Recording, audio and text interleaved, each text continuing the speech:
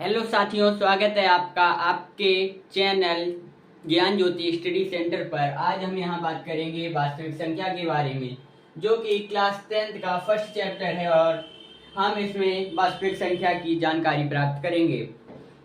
आपने class 9th में पढ़ा होगा संख्या पद्धति। क्या संख्या पद्धति?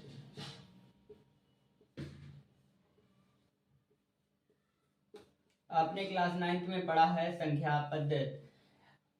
अगर हम आपसे पूछें क्या होती है संख्या पद्धति, तो आप बता सकते हो। क्या बताओगे तो कमेंट में बता देना।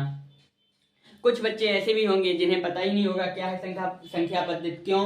क्योंकि उन्होंने क्लास 9th में सिर्फ और सिर्फ मौज की है।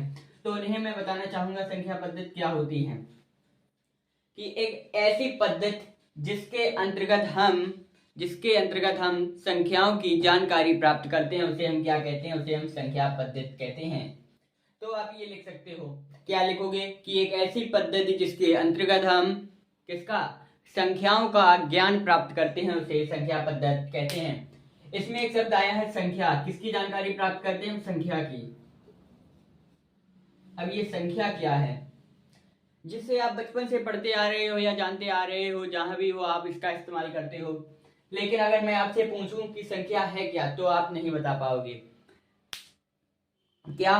कि आप संख्या नहीं बता पाओगे। इसकी परिभाषा कैसे दोगे आप बताइए। अगर आपको संख्या की परिभाषा पता है तो आप कमेंट में बता सकते हो। इसकी परिभाषा होगी कि एक ऐसी गणितीय इकाई जिसका प्रयोग नापने, गिनने अथवा किसी का नामकरण करने में करते हैं, उसे संख्या कहते हैं। संख्या क्या होती है? कि वह एक गणितीय इकाई जिसका प्रयोग हम किसी का नामकरण, गिनने या नापने के लिए करते हैं, उसे हम संख्या कहते हैं। हमने संख्या जान ली है। जैसे इन्हें आपको पढ़ के अर्थात लिख के दिखाना होगा कमेंट में, और ये भी बताना होगा इनमें से कौन सी संख्या बड़ी है। इसके लिए मैं आपको ऑप्शन देता हूं। इसके लिए ऑप्शन है ये। इसके लिए ऑप्शन होगा ये। इसके लिए ऑप्शन होगा ये। आपको कमेंट में लिखना होगा ऑप्शन फर्स्ट या ऑप्शन सेकंड, ऑप्शन थर्ड। इनमें से कौन सी संख्या बड़ी है, और इनका नाम भी कमेंट में बताना होगा। पता है आपके लिए मामूली सी बात है, फिर भी दे दिया। अब हम बात करेंगे संख्या के प्रकार की।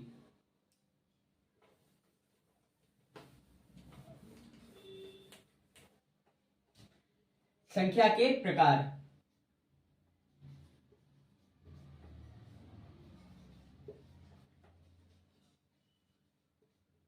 अगर आपने अभी तक इस चैप्टर में कुछ भी नहीं पढ़ा है, तो आप यकीन मानिए आपको वीडियो के लास्ट तक पूरी नॉलेज होगी इस चैप्टर की। संख्या के प्रकार। संख्या के प्रकार में सबसे पहले आता है प्राकृतिक संख्या। क्या? कौन सी? प्राकृतिक संख्या।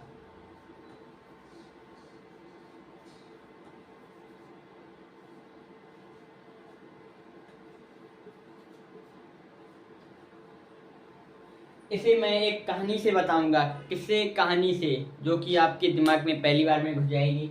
ये कहानी है एक बाप और बेटे की। सिंपल सी है थोड़ी। मान लीजिए कि ये है एक श्यामलाल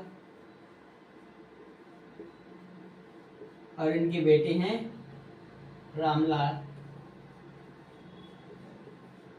कौन? रामलाल। अब रामलाल श्यामलाल से कहते हैं कि मुझे आप 4 रुपए दीजिए। कितने? 4 रुपए दीजिए। कि रामलाल ने श्यामलाल से कहा आप मुझे 4 रुपए दीजिए। श्यामलाल के पास एक एक के सिक्के थे। 1 रुपए का सिक्के कितने थे? 1 रुपए के 4 सिक्के थे। ये सिक्के मान लीजिए 1 रुपए के सिक्के हैं। श्यामलाल क्या करते हैं? रामलाल को 4 सिक्के दे देते हैं, और श्यामलाल क्या करते हैं? उन्हें ये गिनते हैं कि ये 4 ही, नहीं तो कैसे गिनते हैं? 1 2 3 4। क्या? 1 2 3 4। अब बताइए, अब रामलाल ने गिनती कहां से स्टार्ट की? गिनने के लिए किन संख्याओं का प्रयोग किया? किनका? 1 2 3 4। इन 4 का इस्तेमाल किया रामलाल ने। तो यहीं से हमें क्या होगा, इतने से ही हमें प्राकृतिक संख्या की परिभाषा पता लग जाएगी। कैसे, आपको ये याद रखना होगा कि रामलाल ने गिनती कहां से स्टार्ट की, 1 2 3 4 से। रामलाल ने गिनती कहां से स्टार्ट की थी, 1 2 3 4 से। तो प्राकृतिक संख्याएं क्या होंगी कि वे संख्याएं जिसका इस्तेमाल हम गिनती गिनने में करते हैं उन्हें हम प्राकृतिक संख्या कहते हैं। क्या, कि वे संख्याएं जिनका इस्तेमाल हम गिनती गिनने में करते हैं उन्हें हम प्राकृतिक संख्या कहते हैं। अब दूसरी संख्या आती है हमारे पास, इनका अगर आप उदाहरण लिखना चाहो तो 1 2 3 4 5 डैश डैश डैश अनंत तक। इसके बाद हमारी संख्या आती है पूर्ण संख्या। पूर्ण संख्या क्या होती है उसे समझते हैं हम।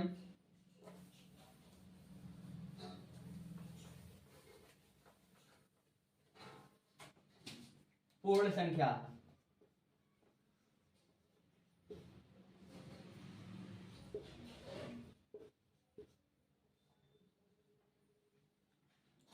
ये बताइए, रामलाल को श्यामलाल ने कितने रुपए दिए थे, 4 रुपए दिए थे। श्यामलाल के रुपए देने से पहले रामलाल के पास कितने रुपए थे, कितने रुपए थे आप कहोगे, एक भी नहीं मतलब 0 यानी शून्य। क्या, शून्य। जब हम प्राकृतिक संख्या में शून्य को भी शामिल कर लेते हैं, क्या, जब हम प्राकृतिक संख्या में 0 को भी शामिल कर लेते हैं तो हमें पूर्ण संख्या प्राप्त होती है। तो इसके उदाहरण हो जाएंगे 0 1 2 3 4 5 और डैश डैश डैश अनंत तक। अब पूर्ण संख्या के बाद हम बात करेंगे किसकी, पूर्णांक संख्या की।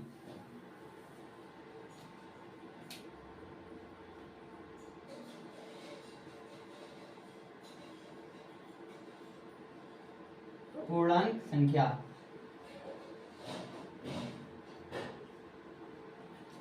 पूर्णांक संख्या क्या होती है हम ये समझेंगे। पूर्णांक संख्या समझने से पहले आपको एक चीज समझनी होगी कि संख्याएं 2 प्रकार की होती हैं,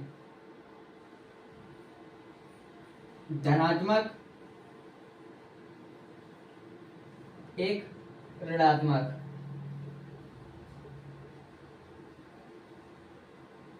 अब आपको यहाँ पर कंफ्यूज नहीं होना है कि अभी तो मैं संख्या के प्रकार बता रहा हूँ और मैंने ये तीसरा प्रकार लिखा दिया, तो आपको अभी आपने कहा है कि संख्याएं 2 प्रकार की होती हैं, धनात्मक और ऋणात्मक। वो इसमें नहीं, वो पूर्णांक में 2 तरह की होती है, धनात्मक और ऋणात्मक। धनात्मक से ही आपको अंदाजा लग रहा होगा ये कैसी होंगी, पॉजिटिव अर्थात प्लस की, और ऋणात्मक कैसी होंगी, माइनस की। एक और होता, मतलब ये 3 प्रकार की होती हैं। और उदासीन, उदासीन में केवल एक संख्या होती है, वो आप कमेंट में बताएंगे कौन सी होती है। शायद आपको ना पता हो इसलिए मैं बता देता हूं, ये केवल 0 होती है। क्या, 0 होती है। और प्लस की संख्याएं कौन कौन सी होती हैं, जिनके सामने प्लस का चिन्ह लगा हो या जिनके पीछे कोई चिन्ह ना लगा हो, चाहे ऐसी लिखी होगी या फिर ऐसी लिखी होगी इसी प्रकार, तो वो संख्याएं कौन सी होंगी, धनात्मक होगी। और एक चीज याद रखना, ऋणात्मक संख्याओं में सदैव क्या लगा होगा, माइनस लगा होगा, जैसे -1। तो मैं आपसे पूछूं कि पूर्ण संख्याएं कैसी होती हैं, तो आपको इनके सामने कोई चिन्ह नहीं दिख रहा होगा अर्थात, तो ये कैसी होंगी, ये भी प्लस की होंगी और ये भी प्लस की होंगी। लेकिन अगर मैं आपसे पूछूं कि 0 क्या होता है, तो आप क्या बताओगे कि 0 एक उदासीन संख्या है। अब हम आपको पूर्ण संख्या कैसी दिख रही है, पूर्ण संख्या में सभी पॉजिटिव दिख रहे हैं, पूर्ण संख्या में सभी पॉजिटिव दिख रहे हैं अर्थात धनात्मक दिख रहे हैं। जब हम पूर्ण संख्या में क्या, जब हम पूर्ण संख्या में कैसे ऋणात्मक संख्याएं भी शामिल कर लेते हैं तो पूर्णांक बन जाता है, जिसे हम पूर्णांक संख्या कहते हैं। जैसे अब देखिए ये कौन सी हैं, ये पूर्ण संख्याएं हैं, डैश डैश डैश। एक चीज और याद रखना, क्या, कि हमेशा ऋणात्मक संख्याएं उल्टी चलती हैं। उल्टी कैसी, ये पैरों से नहीं सिर से चलती हैं, जैसे -1 -2 -3 और डैश डैश डैश। अब हम पूर्णांक संख्या की बात करेंगे, किसकी? परिमेय संख्या की।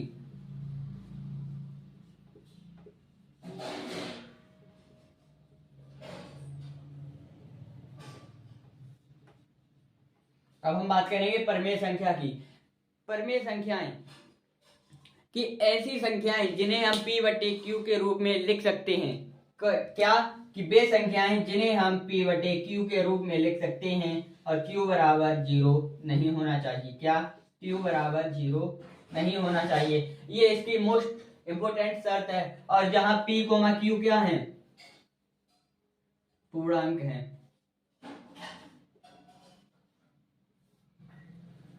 क्या? कि परिमेय संख्याएं क्या होती हैं? इन्हीं 3 शब्दों में आपकी डेफिनेशन बन गई किसकी? परिमेय संख्या की।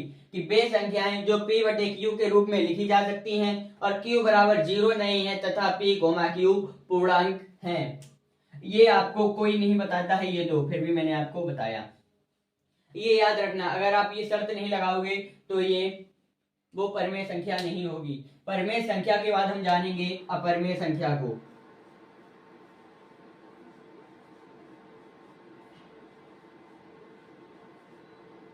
अपरिमेय संख्या।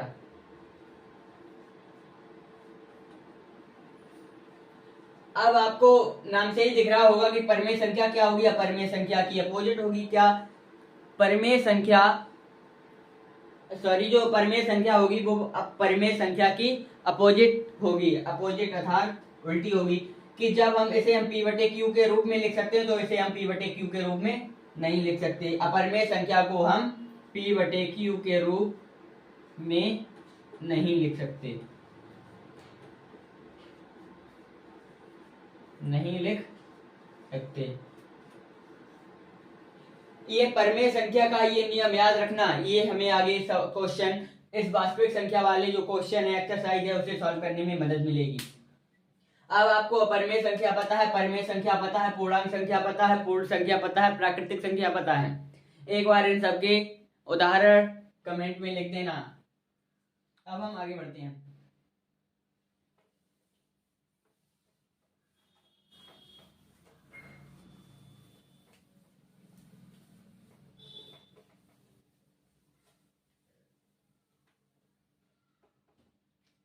हमने प्राकृतिक संख्या, पूर्ण संख्या, पूर्णांक संख्या, परिमेय संख्या, अपरिमेय संख्या को जान लिया है। अब हम जानेंगे सम संख्या। किसे? सम संख्या को। कि सम संख्या क्या होती हैं? कि वे संख्याएं जो 2 से पूर्णतः विभाजित होती हैं उन्हें हम क्या कहते हैं? उन्हें हम सम संख्या कहते हैं। जैसे, या हम ये कहें वह संख्या जिसका इकाई अंक क्या हो? 0, 2, 4, 6, 8 हो। क्या हो? इकाई अंक।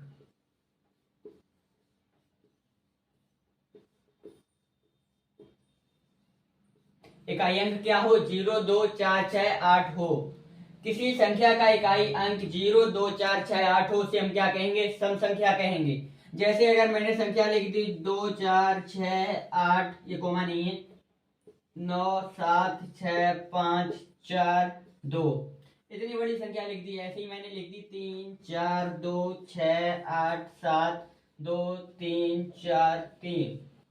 अब मैं आपसे पूछूं, ये पहली संख्या, ये दूसरी संख्या, इनमें से कौन सी सम संख्या है? क्या इनमें से कौन सी सम संख्या है? तो आप क्या देखोगे? आप इनका इकाई अंक देखोगे। वो तो पता होगा कैसे देखते हैं, जो सबसे पीछे वाला अंक होगा वो कौन सा होगा? वो इकाई अंक होगा।